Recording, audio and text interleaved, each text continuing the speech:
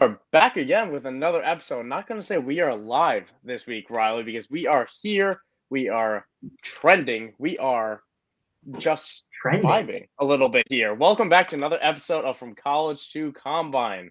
I am one of your hosts, Michael Sicoli. You can follow me at Michael__Sicoli on Twitter. And I'm joined here by Riley Millette at Riley_Millette on Twitter. How are you doing I today, just Riley? realized my microphone is in the attic in my storage boxes, so I'm not How gonna. did you just I'll realize use that this now? mic That's instead. that's that's the only reason people are tuning in. Everyone's going to That's click 2 weeks in a off. row now. It is. At this point, you're not living up to what you've advertised I as. know. You're I'll kind have of to remember. pulling like a, oh goodness, who's the biggest bust? You're pulling a Kenny Galladay of a free agent signing. You're pulling what will be a Christian Kirk of a free agent signing. Listen, man, It's going to be disappointing you down the know line, what I'm but saying? what isn't going to be disappointing is today's show. Am I right, Riley? Am I right? All right, yeah. Totally right. Okay. I want to quickly thank for frequency's sake for again hosting us on this show on this platform. That's where you guys are listening. Be sure to subscribe to them on YouTube, follow them on Twitter at FFSQC, and of course check out the IDP guys, who's also sponsoring this amazing layouts where I produce a lot of my content myself at IDP guys on Twitter. Subscribe to them on YouTube. A lot of amazing video content coming out every single day, every single week. Just consistently stellar stuff from those guys over there. Our guys, my guys. Check them out. But before we get into that, before we get into an amazing show, I want to touch on a quick thing, Riley. A lot has changed in the last week. For those people following this amazing personal life of Riley and Michael Sicoli over since the last 6 months, we graduated. People noticed that the background's different here. What's Yeah, that? yeah. I thought you were gonna talk about my voice is a little off. I'm having some cold symptoms. I took a COVID test and it's negative, so that's what I thought you were talking about. I was gonna hype. Every single week I'm trying to keep the energy high, and all of a sudden now you're like, yeah, I might I have feel had terrible. I might didn't have really had want to be COVID. here. Where's my microphone? You know, Yeah, well, bummer. the long and short of it is Riley somehow graduated college. I somehow graduated college. We'll both be back there next year. But we are on to summer break. That is why we have different backgrounds, amazing backgrounds. Personally, I got the girly thing. Riley's got some drapes. It's next level stuff on both The ends here. tiger. Well, I'm Little sorry. Lego What is tiger. that? Is that Tony Little the Lego Tiger? tiger. See what I'm saying? You know what, Riley? You know what? This is I what think people it's tail. tune Yeah, in it's to tail tune in lips. for. This is Yeah, why this is we play fantasy football. And so we tune into random shows and check out your Tony the Tiger Lego set. Oh, But oh. I'll fix that. you are out of control. I broke it right off. I'm gonna bring this back on track. We're gonna get into some recent news of the last week, but later we're gonna get into 5 tips to win your redraft league. That is what almost all of us play one way or another. We love Dynasty over here. It's what we talked about for the last 6 months. But redraft is still what you're doing with those home friends who haven't caught up to the cool trends. So that's what you're going to want to listen in for. That's what you can definitely check out. Check out the timestamps as well below if you just want to skip through our melodious voices and just get to the amazing tips. But tips of the week, Riley, or not tips of the week, the news of the week. Riley, what you want? Which one do you want to kick us off? We have about 5 headlines I want to touch on.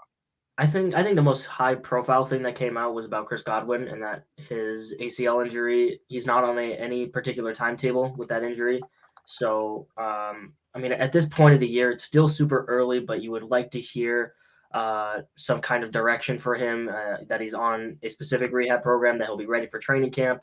That's usually the report that you hear around this time of the year is so and so is ready for training camp. We'll be ready for week 1, and things like that. So it kind of raises a yellow flag about his availability.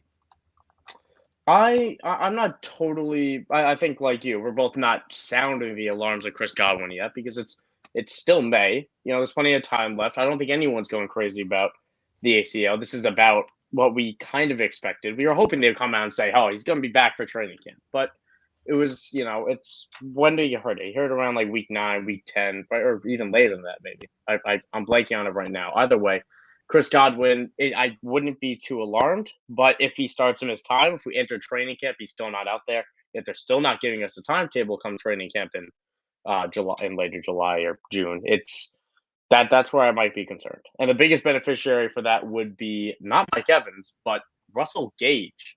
the free agent signing formerly of the Falcons, who is a perfectly fine wide receiver, right? Is that like his middle name? Is that Russell Gage's middle name? I'm not sure. I don't Are you even know not if giving him the he's fine perfectly tag? fine. I think I'd give him the. He will fill in for your wide receiver when they're injured, and he will do okay until that receiver comes back, Are you which is going to tell exactly me what he's that? doing. I think Are that's you his saying that destiny. Are you saying that a synonym for okay is it fine? I think you need the specification that he is an injury fill-in. I think that's the important part.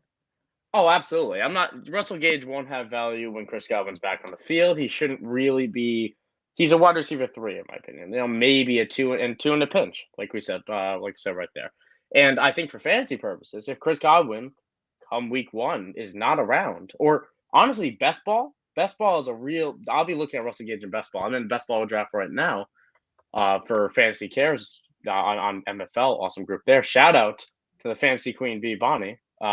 In that division right there. Going to bring it home this year after a pretty poor showing last year myself. But Russell Gage is a name I'll still be looking at in best ball regardless of Chris Godwin's health, because I do want a piece of that Buccaneers offense. He will be in the double-digit rounds if not undrafted. And I'm not, again, not sounding the alarm, but this is the type of thing I track when the red flag appears again. But we can move on to another piece of news that I already know Riley does not want on the show, but I'm going to put it on. I'm going to put it on. I tweeted a call not too long ago from Parris Campbell. Now said that he's 100% healthy. We have heard this line before, only for him to get hurt again. People forget, right? Do you want to guess on how old Parris Campbell is? Isn't he 25? He is 24. He turns 25 in 2 months. All right. This is somebody that was a second-round pick, who is pretty talented by my book. I thought he was a really good wide receiver, a great yards after catch guy, a guy that made Dwayne Haskins, rest in peace, look a lot better than he was at Ohio State. Parris Campbell is a very good wide receiver, and I think he now has the best quarterback that he's ever had. He doesn't have to have 20 targets for him to be productive. He will be the slot guy. All right, Alec Pierce, great, who has had a strong rookie camp, is not going to touch the slot. He's an outside wide receiver. Michael Pittman will not touch the slot. He's an outside wide receiver. They have the slot guy will be Parris Campbell. And the slot role can be productive when the guy is athletic enough to get it done. Now, whether Parris Campbell will be on the field, that's a whole other discussion. But for a double-digit round investment, not even undrafted in redraft formats, really cheap to acquire in Dynasty, I think Parris Campbell is somebody I'm taking shots on in multiple formats. Go ahead, man. Go right ahead. I mean, he's probably playing with the best quarterback that he's ever played with right now in Matt Ryan. But I've been burnt. I've been burnt one too many times. You can have him. Let me phrase it like this. Let's say Parris Campbell plays 14 games. Is he fantasy relevant? Maybe if we're counting relevant as being like relevant being a flex option more weeks than not. Yeah, I was gonna say like top 40 wide receiver. Is he gonna finish in the top 40? In top 4, I'll even say top 36. Will he crack the wide receiver 3 range? No, I don't think so. Okay, that's totally fair, because I think we all predict Michael Pittman to be inside that top 20, if not higher. And how much passing volume is there to go around between Jonathan Taylor, Michael Pittman, and maybe whatever the tight ends come in. The tight ends will take a piece of that, and Alec Pierce. But I choose to believe that Parris Campbell doesn't need 30 targets. He doesn't need 10 receptions. He doesn't need 7 receptions. All he can need is 4. He takes one of those to the house. He does that. He's ridiculously fast. So I'm still pulling for Parris Campbell. I understand that that's a deep cut, but double-digit rounds, that's how you win your leagues. We can get into that in a little bit. But next timeline is a little bit less cheerful on the other end of the injury spectrum. Tarik Cohen did tear his Achilles on Instagram live, and just brutal. For a guy that has not been on the field since week 3 of 2020, somebody that was very, not just fantasy relevant, but was very productive, beat all the odds as an undersized guy. And this will probably be the end of the line for Tarik, right? Yeah, I mean, all power to Short King. That's all I got to say. Yeah, I want him on here just for your own from short king to short king. It's such a shame. I'm glad he got his extension before the career ended. He got at least 1 year of that, but he's going through something no one else should. Don't be sharing that video if you are doing that, because he deserves better than that. That's not how we should remember him. And he's still going to be recovering, and he's going to be a better man for it, I'm sure. But on to other news. We have just a lot of injury updates nowadays, because this is about the time of the year. We're going to go back over to Minnesota with Irv Smith, who has been announced that he's been seen. He's running routes. He's been running routes at full speed.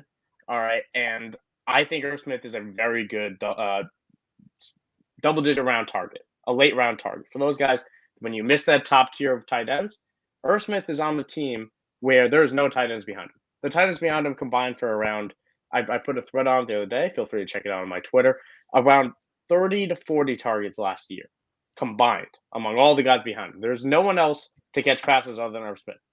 Then you have Adam Thielen coming off injury, who is also a little bit up there in age.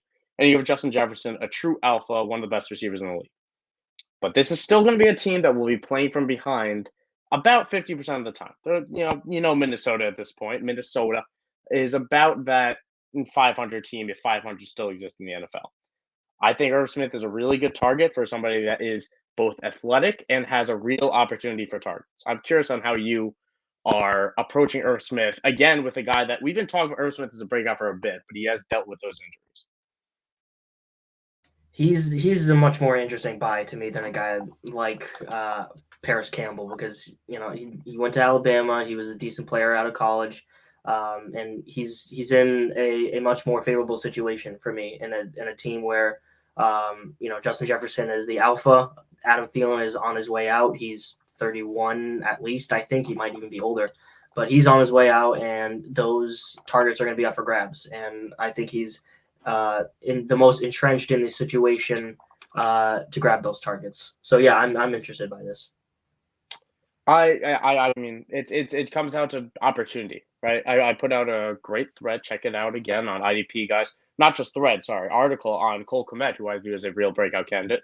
And I think Irv Smith could be an even cheaper version of Cole Kmet, depending on your league, depending on who's rostering him, and somebody that is probably well worth a shot because of the opportunity he has, the athleticism he has. He has the same upside he had when he was drafted on day 2 of the, I think it was the 2019-2020 draft. I think 2020 was when Irv came out. Either way, somebody that is definitely on the radar, and I'm glad he's back to full speed. And onto the rookies of this class, David Bell has been just ringing for. I don't know if did you see the viral clip of David Bell, Riley, the one where he ran a nice crisp. He ran a nice crisp out route, and he caught a ball. Oh, I did see. Twitter exploded. Yeah. But that happened, and then Kevin Stefanski came out and said they would have taken him much earlier. They're incredibly excited to have him, and it kind of raises that discussion of David Bell, a guy that fell to the third round, back to the third round, largely because of a very slow 40 time. I think David Bell's a good receiver. I think he's fine. I don't think he's anything special. In terms of, he has a real opportunity this year one. If Deshaun Watson's we have to assume Deshaun Watson's on the field, because otherwise I don't think we're interested in David Bell, right? No. So if Watson's on the field, David Bell has a real route to the wide receiver 2, probably the 3 spot behind DPJ. What are we, and obviously Amari Cooper taking the 1. What do you expect any production of fantasy relevance in year 1 for David Bell? Oh, yawn. Moving on. I don't care about David Bell. He didn't wow me out of college, and he's in a bad situation. Assuming that Deshaun Watson is going to miss around half the year, which we all are pretty certain is the case. So if he only plays the second half of the year with Deshaun Watson, let's give it 4 to 6 games to establish a workable chemistry, which it might even take longer in the typical case of a quarterback and a receiver. Then if David Bell has one fantasy relevant game, that's where my ceiling would be at in terms of the amount of games he'd be playable. So he's a guy that I think I want to look at in the second half of the year. Rookie wide receivers, they traditionally take that leap. If they do take a leap in the first year, it's in that second half of the season. And that's probably when Deshaun Watson's coming back. It's probably when, if David Bell is what, I think he's better than DPJ. I think they're completely different players, honestly, where David Bell is a little bit more of a possession guy. DPJ is run and goes, and that's all he should ever do. So I think there's a world they coexist on the field. It's just the run. We can't forget how run-centric the Browns are. The Browns are still going to run the ball a lot, with or without Deshaun Watson. Nick Chubb will get his, and it'll be tough to see where David Bell fits there. But still a guy I'll keep an eye on in the second half of the year. Riley, I have a question for you now. What's up? Are you ready to give 5 tips on how to win your redraft league? That's all I'm talking about here. Oh, wait, no, because I'm jumping the gun. I forgot to talk about my favorite player in this year's draft, which is Treylon Burks, who everyone went crazy about for struggling with conditioning. Because Treylon Burks had to sit out his first day, and I think he also had to sit out his second day because he kind of just got winded in minicamp. So that is something I do not care about at all. I don't know about you. I don't know if I saw some people raising flags on it, but I saw a better tweet. I am sorry I cannot remember the name who actually tweeted, but Treylon Burks' conditioning is Jamar Chase's drops. I do not care. It is May. He will get in shape. I'm not worried because he is just as much of an athletic phenom as he was 2 days ago. Treylon Burks is still going to be the wide receiver 1 for this Titans team. I think he'll open it over Robert Woods, who is also not going to be out there because of the ACL recovery. So are you at all worried about Treylon Burks? I'm just curious. Nope. Okay. That's as much time as I want to spend on that because I do also want to get to the 5 tips on how to win your redraft league. Because ultimately, listen, we talk about Dynasty all the time. We talk about since the show started in January about these rookies. But a lot of people play redraft. We play redraft, and we fight. We fight, Riley. Punches have been thrown over redraft. Trades have ruined friendships. It's like playing sorry a little bit. I just knock you down a couple. We're playing for money. We're playing for pride. A lot of pride. And ultimately, pride is what we care about here, because you don't want to look dumb. That's all we're here for, really. We're trying not to make you look dumb. We're trying to build up your teams. And with that, we got to get to tip number 1. Riley, I'll let you, Riley, how about I'll let the short king kick us off. Nice. Riley, take it away. Tip number 1 on how to win your redraft league. Take it. Tip number 1 is something I really lived by last year. I did 2 things when I was doing any redraft last year, which was A, try to cash in on the top tier of running backs, which I'm not sure I'm going to do this year. I have to still play around with that. And B, take a tight end in the first 3 rounds. I was hyper targeting guys like George Kittle and maybe Darren Waller, Mark Andrews. I took a fair amount of. I never really found myself taking Travis Kelce just because you had to take him in the first round, and that's where you could get guys like Austin Eckler in the back of the first round. But I still maintain this year is that the top tier of tight ends, like Mark Andrews was drafted in the end of the 3rd, beginning of the 4th round last year. He was in that dead zone of that 3 to 5 range. He was a total league winner last year. Having that positional advantage over your opponent is so important, and I believe in it wholeheartedly. So even if Mark Andrews ends up being a high 2nd round pick, I might even see him sneaking into the 1st round. I'll still take him there. Yeah, I think it's totally justified in pointing it out because we say it every year that the gap between those top guys and those, like the tight end 8 to tight end 1, right? The difference between Mike Gesicki, the tight end 8, who in 16 games played very well, a good year. The difference between him and Mark Andrews, the tight end 1, was. Do you want to take a guess from me in terms of fantasy points in PPR leagues? What's the difference between the tight end 8 and the tight end 1? In total fantasy points for the whole year. Total fantasy points. Or if you want to do fantasy points per game, we'll do fantasy points per game. Yeah, let's do that. I think that's an easier metric to feel. I would say Mark Andrews was around. It's in PPR. I'll say he was like 15, maybe more than 15, like 17 points per game, and Mike Gesicki was probably about 9. That's a pretty good guess. Mark Andrews was 17.8, and Mike Gesicki was 10. That is over a touchdown. Yeah, listen, good for you. It's what you're here for. That's huge. That's a touchdown difference. That's a huge swing on your weekly output. A lot of times those weeks are decided by a touchdown, by 6 points.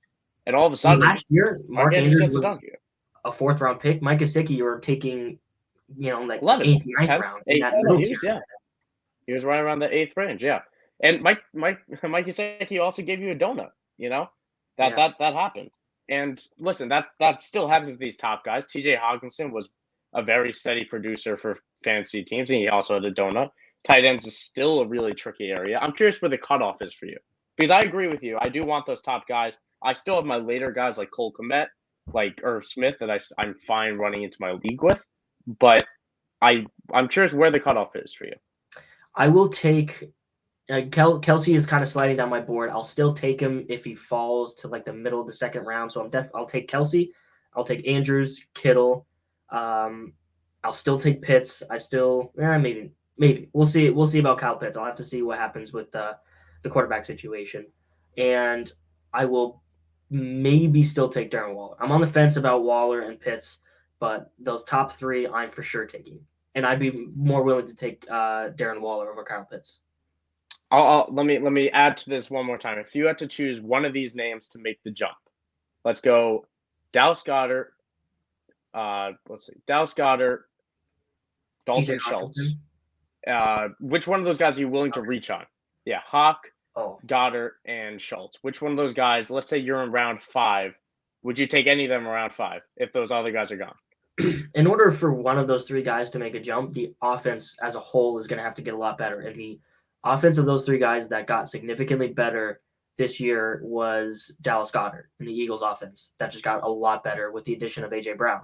And for tight ends, unless you're Travis Kelce and you get like a 30% target share, I'm not so much worried about having a for sure 22 to 25% target share, which Dallas Goedert's target share might not 100% be there now that A.J. Brown and Devontae Smith are both on the team, but he'll still have a really decent red zone presence. And again, that offense could be a top 10 offense in the NFL. The Lions added Chark and Jameson Williams as well. Yes. And Amon-Ra going to the second year as well. Jared Goff is confirmed as the star. I think Jared Goff's going to have as good of an offseason as he possibly can. It's no trepidation anyway about it. But do you project a touchdown increase for Hawkinson? Because he kind of there's a lot of murkiness with Hawkinson of whether he is the guy in terms of he will be the tight end, but like he was drafted very highly in the NFL draft. Mm-hmm. He's been solid. The 5th-year option got picked up, but never spectacular. Are you like if let's say this is redraft, all right? But what is the long-term output for TJ Hawkinson?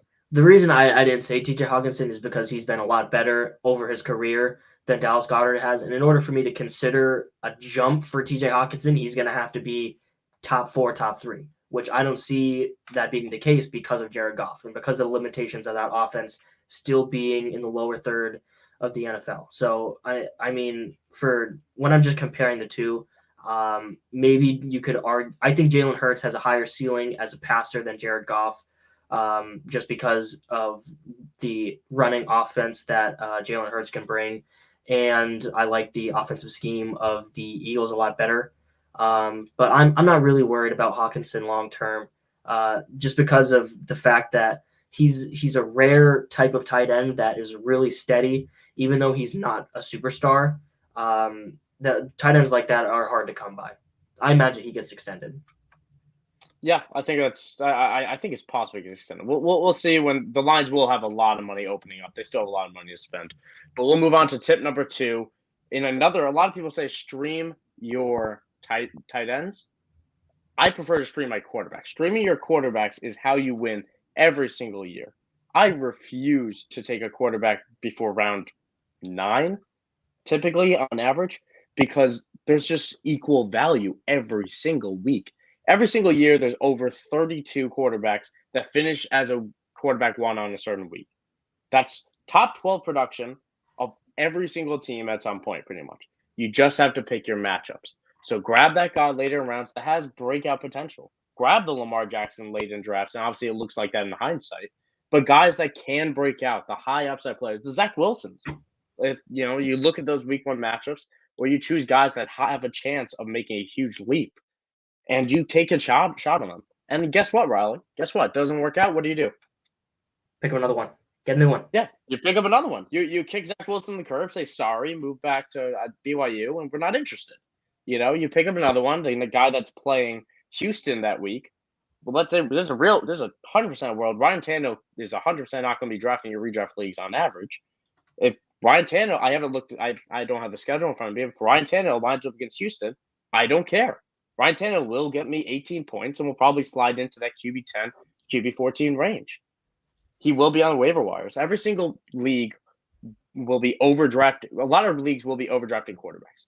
In terms of there will be a point where I'm just not going to take one until super late. That's what I do on average. I look to stream. Now, there are also savvy leagues because a lot of people have caught up to the streaming quarterback trend. If Josh Allen falls to the 6th round, I could see myself taking a chance on Josh Allen because Josh Allen is going to be a star. He is going to be an elite quarterback. There is no ifs, ands, or buts about it. And I'm not spending a 3rd, 4th, 5th round pick on him. I'm spending a 6th, mid to back end. And that's not something I'm willing to do that because in the 6th round, it's a minefield. So this isn't exclusive of like never take a quarterback until this point. It's always following your board. More often than not, that means taking a chance on that high upside player in double-digit rounds, or even a Kirk Cousins that has a good, just somebody who has a good week 1 matchup, or somebody that you'll get production out of for at least a week or two. But all in all, wait on quarterbacks unless the best one is sliding way too far. And I'm talking again, 6th, 7th round for sliding, and for your upside pick, wait. Just wait. Mm-hmm. I have the ADP of this year's quarterbacks pulled up. Matthew Stafford is going at 92 overall, that makes it like the back of the 8th round. He was the QB5 last year. Tom Brady's going at the back of the 9th round. He was the QB3 last year. Russell Wilson is going a little bit about a round ahead of those two. He's QB16, but he missed a whole bunch of time, and his situation is unbelievably better this year than it was last year. Trey Lance is going right behind them, who's a super high upside pick. So, I mean that's kind of what you're dealing with. That's the tier I usually target, which is 8th, 9th round type of guys. Yeah, and Trey Lance is going to climb in drafts 100% because of the hype. But if let me phrase it like this: I'm assuming Jimmy Garoppolo is off the team, and that's when that Deebo Samuel extension is going to get done. That's my insider opinion. But if Trey Lance is the locked-in starter week 1, like Jimmy Garoppolo is not sniffing anywhere, we don't care about the backup situation. He has a stinker of a preseason. All right, can't complete passes. I will take him still because rushing quarterbacks are also still going to be that guy. That's a whole separate tip that we're going to also touch on a little bit. But you want to move on to tip number 3, Riley? Yeah, let's do tip number 3. For dynasty players, this one goes out to dynasty players because we've been talking about dynasty a lot on the show, and it's something that I struggled with a little bit last year because last year was the first year I played several dynasty leagues. So, after doing tons of dynasty mock drafts and thinking dynasty, doing off-season dynasty trades, it was tough to flip the switch between that and doing redraft. So I naturally, subconsciously avoided guys like Adam Thielen, Mike Evans, especially Mike Evans, who I love as a redraft player, and I'm more hands-off in dynasty just because of his age. I think he's like 28 or something like that. But it's important to remember that this is only 1 year. Even if you know that in the front of your mind, I kind of build up an apprehension to these players over time through dynasty because I say, I don't want Adam Thielen. He's 31, 32. And I'm going to stay away from him for 8 months of the year. And then during redraft, prep season, I'm still kind of thinking that in the back of my head. So it's really important to assign the appropriate value to those type of guys. And contrarily, on the other hand, to avoid or use caution with the rookie running backs. Like I remember a couple of years ago when J.K. Dobbins was a rookie, I reached on him super early. And he didn't really pan out. I ended up dropping him like halfway through the season. And then and then he broke out. Year, I think it was Mark Ingram.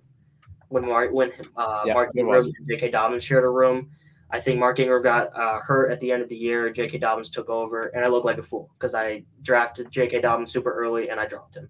You always look like a fool, Riley. I know. I do foolish things. Yeah, you do. But I'll add on to that of the second half instance. Obviously, with running backs, that's That happened due to injury, which is another conversation about zero RB that I could touch on. But a lot of times with rookies, obviously Justin Jefferson, guys of late, Jamar Chase, they've bucked the trend. But a lot of the times, for the majority of them, they are second half of the year breakouts. So when you're spending that early capital on them, I'm trying to think of what guys like that will probably go, like Drake London, for instance. I think Drake London might not be the target monster that you immediately expect of him. I don't know if he'll be that efficiency guy or get enough efficient targets or get targets that actually get to him from Marcus Mariota to matter relative to where he might end up going drafts, that he will get that hype because of what Jamar Chase and what Justin Jefferson did. But again, I'll also touch on what you talked about with J.K. Dobbins. J.K. Dobbins emerged because of injury. That's the other thing with redraft that I'm also going to add on that also applies to Dynasty, to be honest, is the zero RB approach, is where that doesn't mean you don't take any running backs. It's but where you take the value. Because every year, similar to quarterbacks, running backs break out drastically, and then largely because of injuries ahead of them. Running backs get hurt every single year to those starters, and those backups are thrust into amazing situations. They don't even have to be good. They just have to catch a couple passes and get 15 carries, and they're a flex-worthy play. They're available on your wire. They're available double-digit rounds in drafts, and sometimes those high upside handcuffs are worth a chance. So that's somewhere I approach. I don't take handcuffs in redraft as much, but it is something that I look at where guys with PPR standalone value, the JD McKissicks of the world, have been fueling rosters for as long as he's been, for the last few years for him. Before that, James White. Guys that are still going to provide value later in drafts that just don't have as much of an injury risk because you're not investing that top capital into it. I'm curious on your take on the just a quick take on the zero RB approach, because I think it's getting a little bit more popular, but I think people are obviously, the average listener is still all about taking the Derrick Henry in the first round and things like that. Yeah, I'm beginning to warm up to it a little bit, and I'm gonna experiment with it a lot more this season because last season I was a staunch give me running back, tight end. That's how I drafted almost every time. And the guy who won our redraft league took Devontae Adams, Tyreek Hill in the first two rounds, and it works for him every time. That's his strategy. He does it every year, and it works. So I think I'm gonna kind of shift my thinking that way a little bit more this year. Yeah, and that RB dead zone is a scary area, but it has some real reward as well. We can move on to tip number 4. Remind me, Riley, this is your tip. Am I right? Yeah. So I'm going to talk a little bit about the difference between quarterback situation and target share for guys who are being drafted next to each other. So I have the ADPs pulled up here. Let's do a good example that I found was DJ Moore and T. Higgins. DJ Moore last year, he was the wide receiver 18, and he had a 28.5% target share. T. Higgins last year had a 24% target share. Do you want to guess where they finished overall? I just said DJ Moore, but do you want to guess where T. Higgins finished? Well, as a wide receiver in fantasy? Yeah, wide receiver. Wide receiver 14? 17. So they finished pretty much neck and neck, right? And this is kind of before I think T. Higgins missed some time. He missed one. He missed a couple games. Yeah, he missed a couple games. So this is kind of before the Bengals really took off. Their offensive line has gotten a little better this year. And I'm not saying this just to project specifically for these two guys. I think for a tiebreaker for guys who are being drafted next to each other, like T. Higgins and DJ Moore are drafted literally right next to each other. They have the exact same ADP. So I will always take the guy with the better quarterback. And because if I asked you last year at the beginning of the draft who has a higher ceiling, maybe you would have said DJ Moore because you say he's going to get so many targets, he's going to get 10 targets a game, blah, blah, blah. This year, that's a totally different story because we know the type of quarterback that T. Higgins and DJ Moore have. And they're kind of drastic examples of each, is that DJ Moore has a really bad quarterback situation. But that's just the point I'm trying to make, is that whenever I'm debating between two guys, two wide receivers especially, I will take whoever has a better quarterback. Yeah, I mean, I think we saw that very clearly with Allen Robinson last year, where with no disrespect to Justin Fields or who else was in that carousel last year? Was that Andy Dalton? And yeah, he started. I don't remember, but the Bears. the Bears carousel, right? I mean, we saw Allen Robinson go from a perennial wide receiver 1 with bad quarterbacks, and then the worst quarterbacks kept on coming in, and just, we saw what the floor was. The floor was wide receiver 60, 70. It was totally unusable, droppable for Allen Robinson. So I think something else we need to consider, especially when you bring up a guy like T. Higgins, when you're worried about upside, offenses can support 2 wide receivers. All right, that's something that's happening every single year across multiple teams. We see it with the Rams, we see it with the Bucs, we saw it with the Steelers in 2020 and before that as well. It happens. All right, don't worry about upside when it comes to that. I still like DJ Moore, but it is really tough, because who's starting for the Panthers this year? His ceiling is just so much more limited than guys like T. Higgins. Let's see who else is drafted around. DK Metcalf, same thing. His quarterback situation is really bad. Deontay Johnson, I'm willing on having a higher ceiling than DJ Moore. Mike Evans for sure. Keenan Allen for sure. DeAndre Hopkins for sure. I mean, I'd rather have all those guys than DJ Moore. You'd rather DeAndre Hopkins than DJ Moore? Well, okay. I forgot about his suspension. Maybe not with the suspension. If DeAndre Hopkins, I want to sobriety check you that mid-show. Jeez. No, then I'd rather have DJ Moore. But if DeAndre Hopkins played a full 17. Yeah, and that, it all ties back to tip number 3 as well, the whole don't invest yourself solely with the dynasty mindset. I can love DJ Moore as a talent. I can love him as a dynasty asset. As a redraft asset, it's a lot more scary because we always build him up to be something more than what he ends up putting out on the field. And that's not his fault. He's a terrific wide receiver. But when the offense isn't moving, he's not scoring touchdowns. He's never been a huge touchdown guy. And you have a quarterback that can't throw downfield. So the upside is just so unbelievably limited despite target share. So I think that's a great thing to keep in mind that a lot of people aren't thinking about. DJ Moore has never finished higher than the wide receiver 16 in PPR, even though I think he has the talent to finish inside the top 10. And that's just a lesson that DJ Moore really brought light to, is that if he does not have a good quarterback, I can't take him in with a top 15 pick like we wanted to with DJ Moore a long time ago. I'm not going to do it. Maybe if he falls to the wide receiver 24 range, maybe I'll explore that, but I'm not going to take him where I think his ceiling should be because he never hits it because of his quarterback situation. Yeah, that's a great mindset of not taking people at their ceiling. It's very important for that. You should always give leeway for that, even in the first round when you think about it like that. And that entire argument, also because you just reminded me of this, I want to move on to tip number 5. But that argument has not been applied to DJ Moore as much this offseason. It's been applied directly to Terry McLaurin. Terry McLaurin has never made that wide receiver 1, that top 15 leap that we wanted. He's always hovered around that 18, 19, 24, and he's had horrific quarterbacks. So every year we're like, okay, this one's a little bit better than the last, but ultimately they're all garbage. Is Carson Wentz bucking that trend? I really don't know. I think Carson Wentz is a lot better than all the other quarterbacks. I think that he should have a better year, but Terry hasn't made that extra leap despite his amazing talent because of just limitations around him. And ultimately, every year you're paying up for that price of what he should be, but he never is because of the situation. Sometimes you just have to be realistic about that. Mm-hmm. Terry has never finished above wide receiver 20 PPR. In his 3 years, he's been wide receiver 25, 20, and 29. Can you check where he's being drafted right now? Because every year drafted at. I promise he's been drafted in the past years. He's always been drafted around that week since his breakout rookie year. It's been wide receiver 17. It's been wide receiver 14. I had him ranked. I thought he was going to buck that trend and make it happen last year, but it didn't happen. You're going to lose your mind. He's being drafted as the 14th wide receiver off the board. He's never finished in the top 20. And I love DJ Moore is my guy. Terry McLaurin is my guy. But these guys haven't put it together on the field. And just Carson Wentz is not enough to justify that. He's not. It's not a Russell Wilson type of upgrade. And I still love Terry McLaurin, but he is just perceived to be something he isn't for redraft purposes.